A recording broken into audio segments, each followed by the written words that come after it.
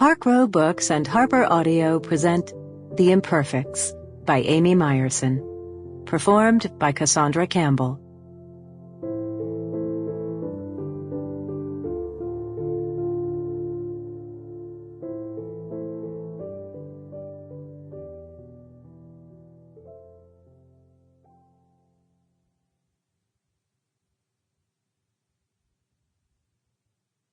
O Diamond, Diamond, thou little knowest the mischief done. Sir Isaac Newton. Vienna, 1918. She keeps a journal to forget as much as to remember. She writes to remember the taste of Istvan's mouth, the rumble of his laughter, to memorialize the vows they made to each other, which were real even if they were not before God. She writes to forget how it ended in violence, to banish the memory of escaping with the children, leaving him alone to fight a surging mob.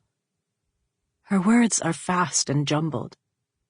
They aren't meant to be reread, to document the end of an era, the fall of an empire, the collapse of a romance.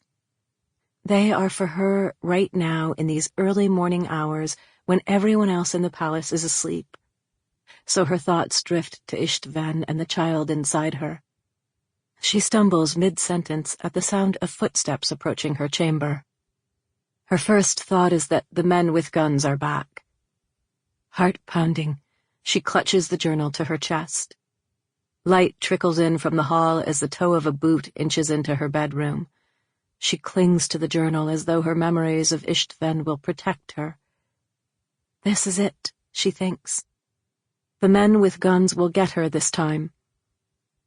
A slender figure enters her room, his face backlit by the pale light from the hall, shadowing his features. As he approaches, he motions for her to stay quiet.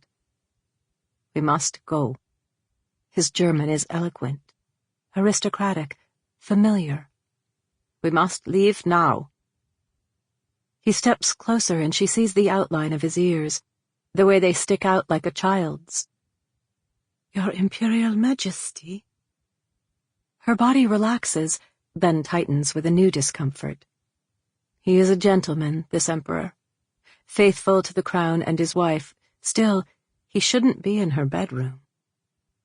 She rests her journal on the bed and stands too quickly, having to sit back down. By now, she should be used to the swell of her stomach, the way abrupt movements spark pains in her pelvis, but every morning she experiences it anew, the secret that she won't be able to hide much longer. The Emperor's face always surprises her.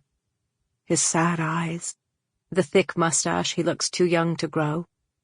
He looks impossibly young now as he rests his hand on her shoulder. The contact startles her, and he pulls away like he might catch something. He knows. Of course he knows. The Empress must have told him. Just yesterday, she'd stood when the Empress appeared in the nursery and her skirt caught the contour of her round stomach. She watched as the truth landed on the Empress's face.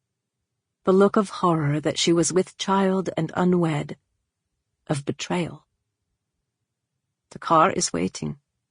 We must leave now. He motions for her to hurry.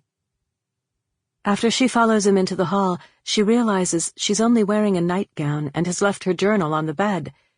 She turns back toward the room. I need a coat. Take mine. He lifts the black jacket from his shoulders and wraps it around her, the wool thick and heavy. He signals for her to walk ahead of him down the dimly lit hall.